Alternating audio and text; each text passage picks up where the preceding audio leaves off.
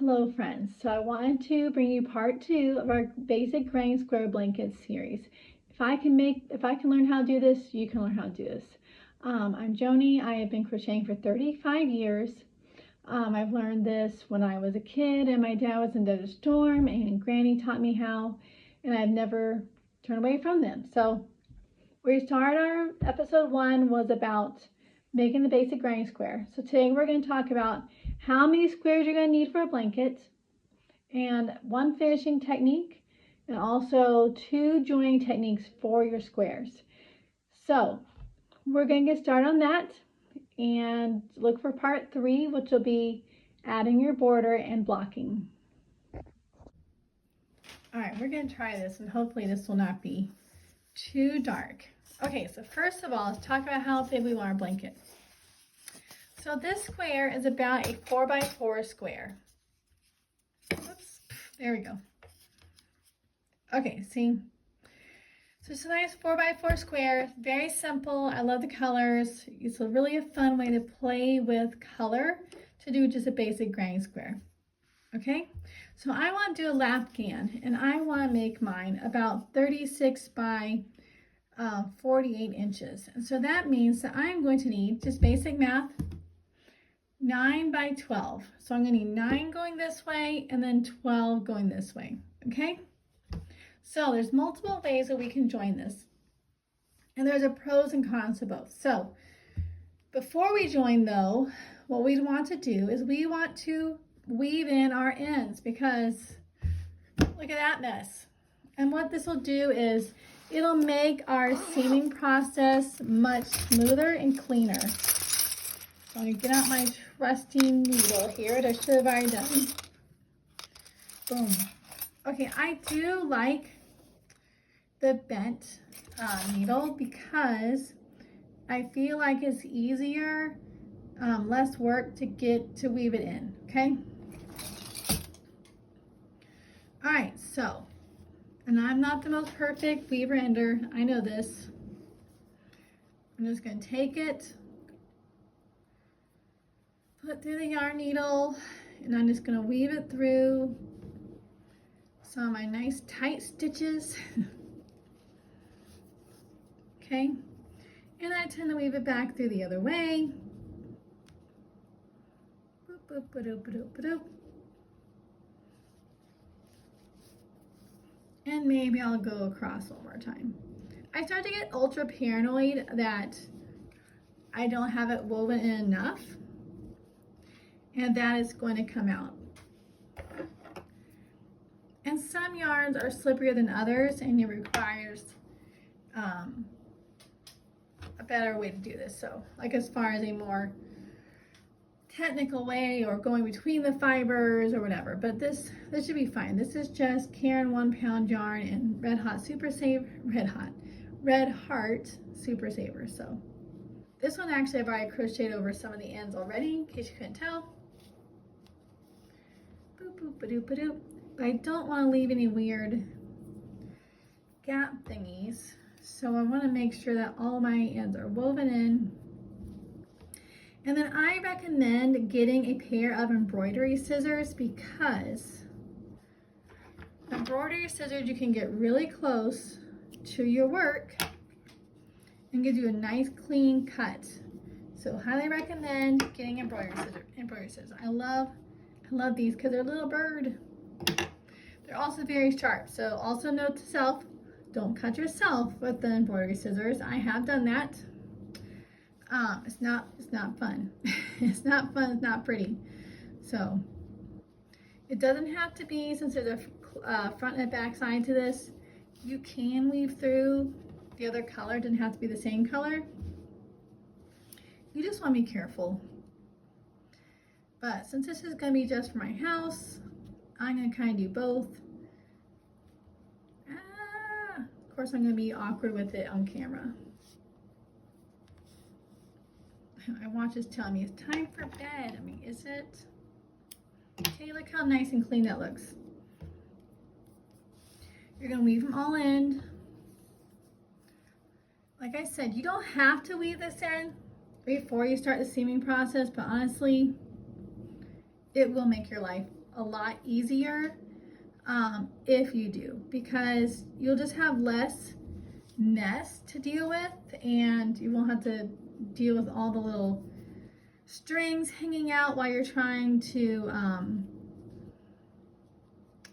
do all the little detail. It just gives you a cleaner look. It just gives you a cleaner process, kind of like when you're sewing and you want to iron all the pieces before you sew them together. Okay, it's the same type of thought process. Okay, do one more, and I'm going to show you something. Actually, I'm not going to do that. Hang on, I was going to show you something different. All right, let's get this going here. I'm sure you're loving watching me seam all these in. Weave all these in, huh? But while I'm doing this, you want to figure out, do you want your seams to have the same color as your last row, or do you want them to have like a contrast color for fun? Okay, so think about that for a minute while we do this. So I would love to know, when you started crocheting, who taught you and what has been one of your favorite makes so far. I know one of my hardest makes so far has been Janie Crow's Persian tiles. I loved it. It would turn out gorgeous. I gave it to my parents because multiple reasons. I just want to make this something nice. And then two, at the time I had little kids and I didn't want it to get destroyed. Okay, look how pretty that backside looks. Okay, you want it to look just as pretty as the front if you can. All right, so I should have already had one done for you. All right, we're gonna pause here, and I'm gonna weave in these ends, and then I'm gonna come back and show you the next step. Okay, we got both sides woven in. And granted, you would go through, like I'm doing this lap gam that's 9 by 12 as far as squares go. So I'm gonna have 108 squares. So, you know, I'm probably gonna choose a fast way, but I'm gonna show you one way. If you want a nice flat seam, which is sometimes what you want, right? We're just gonna do a whip stitch. Just kidding. You're just gonna start at one end. Usually try and find the corner, so the middle chain of the chain 3, and I'm going to join them. I'm going to leave a little bit of a tail. Okay, now you can do this a couple ways. You can do it from this side, or you can do it from the other side. I mean, there's really no right or wrong way for this. I try to get mine to be nice and flat, and so it just helps me to have it the way that I want at the end. Okay, so if I'm looking at through here, then for some reason, I don't know why, but it just helps me do that. So yeah, and so all you're going to do is go through the 2 top loops, and you're just going to pull it snug. Okay, and we're going to do it again. The next 2, you're just going to keep all the stitches should line up, because you should have the same number of stitches on both of them. Okay, and you're just going to keep sewing it together, so it'll give you a nice flat seam. And that's the advantage of this, the whip stitch, mattress stitch, whatever you want to call it. It gives you a lovely flat seam on your finished product. Okay, so we're going to take that all the way to the end.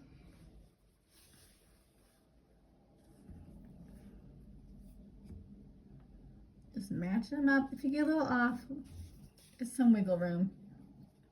Okay, you don't want to pull it so tight that it stretches your yarn, or you get a weird pucker.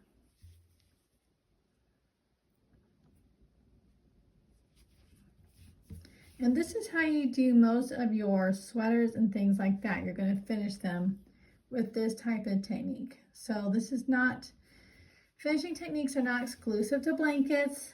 They are going to be with anything you make, okay? So you learn this finishing technique, you can use it for a scarf, a sweater, a hat, really anything you're making, okay? Anything you have to seam, you can do it, there's multiple options. But it all depends on what you want your finished look to be. If you want it to be a nice smooth edge, then this is going to be a great option for you. Okay.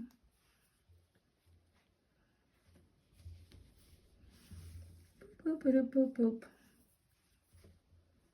So this is going to go, I'm just going to always the end of the square.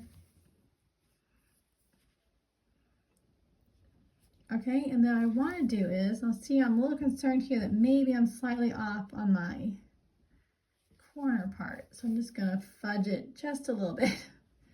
You know, it looks like I only did chain one there. Good golly, somebody was tired. I was listening to an audiobook the other night. And hang on. Voila, look, no one will know. It'll be just fine. Okay, so there's that basic seaming technique, all right? And look how nice and smooth it is on both sides. Okay, both sides should be nice and smooth. And then that would be done like that, okay? Now, another way, and this is, I think, how I'm going to end up doing this blanket.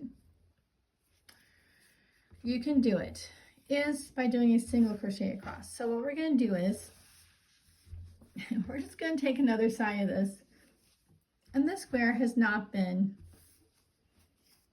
woven in, so just kind of ignore that part. All right, for this I'm going to end up doing is I'm literally going to single crochet across, okay?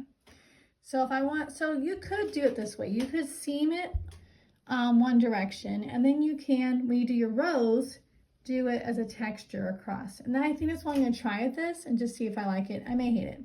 You can also do a slip stitch across. So really anything like that. So I got my hook and I got my yarn. Okay, and I'm going to go ahead and let's see, which way do I want to go on this? I'm going to join that corner. Boop, boop, boop, boop, boop. Now I am going to be just doing a single crochet across, okay? So basically you would do it like you would do anything. You know what I'm going to do is go this way because it just helps my brain. Hopefully you can see that okay. So I'm just going to go into this stitch and try and keep them all lined up nicely. And I'm just going to do surface single crochet across the top. I mean, really, it is that simple. Everything should line up. I should have the same number of stitches all the way across. And so what this does is it gives it a cool texture across the top, a nice raised seam. So really, it's all based on how you want your finished product to look. And you know, the thing is, if you start one way and you hate it, you just pull it out and try the other way and see which way you like better. I mean, really, there is not a right or wrong way. It's going to be personal preference. I mean, how many designs are born from us trying something new and then deciding, you know what, maybe that's not what I wanted, and we try it a little bit different. And we put our own little twist on it and just create something unique to us, because reality is God created us all to be unique. You know, we all have our own bent on how we design, how we use color, how we see color, all of that. All right, we're getting across. We're almost across this one little square. I think I have that lined up right. Maybe, like I said, if it's not exactly right, we'll fudge it a little bit, but it'll be just fine. Okay, so what I'm going to do is I'm going to get all the way across here, and then actually we'll pull this out and show you the slip stitch one. Because I haven't quite decided how I'm going to seam this. I do think I'll do at least flat one way and then maybe have a surface crochet the other way, but I haven't quite decided that yet. So let's look at this one. Technically you could surface crochet with any stitch. You could do half double, you could do double, but that gets to look kind of weird. Okay, here we go. So here is 2 examples. You have the mattress stitch here, okay, which gives you a nice flat seam. Or we have surface single crochet going across the top here. So those are 2 options, okay? So we can also do surface slip stitch. And it's going to be just like the single crochet, okay, except it's just a slip stitch instead of the full steps. So let's see here. And again, there's pros and cons to both. You can do a slip stitch through all the loops. You can do a slip stitch through just, let's say, just the top loops. Okay, really it's going to be what is your preference, what kind of design, what kind of feel do you want from this blanket? Do you want to have it be where you have that nice ridge there? Like my granny square I showed you earlier, that blanket with the white, that has a, see, this cool little thing going here. That has a single crochet seam going to connect all the squares. Okay, so this is a slip stitch, surface slip stitch going on. I'm doing just the top loops because I just like the way that look. You don't have to, again, you don't have to, but you can do either way.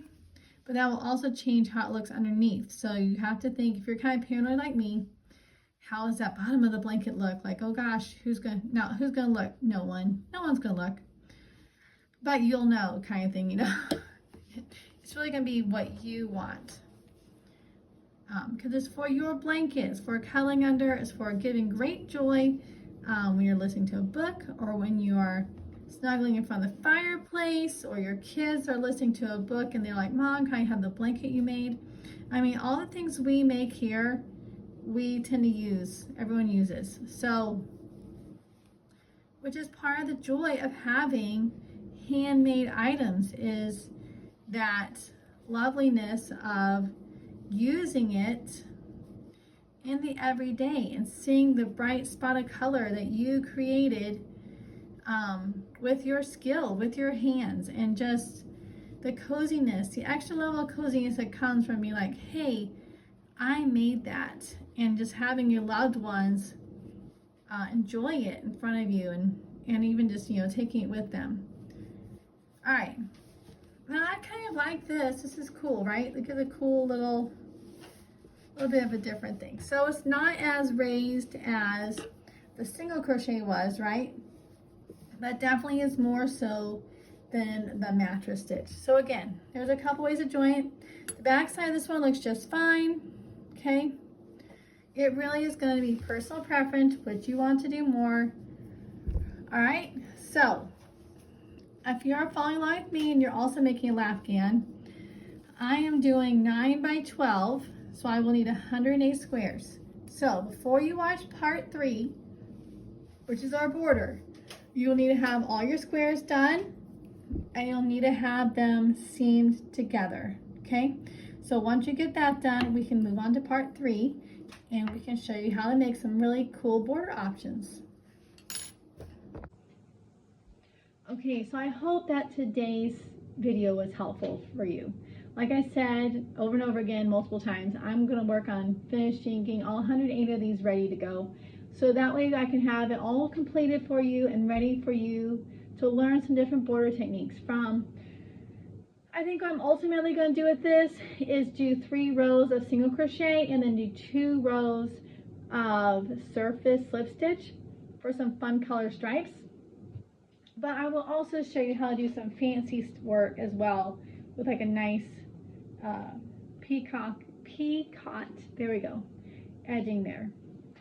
And then we still have some joke videos coming soon on how to be fit and be a crocheter. I know I'm using the hashtag mentally fit a lot.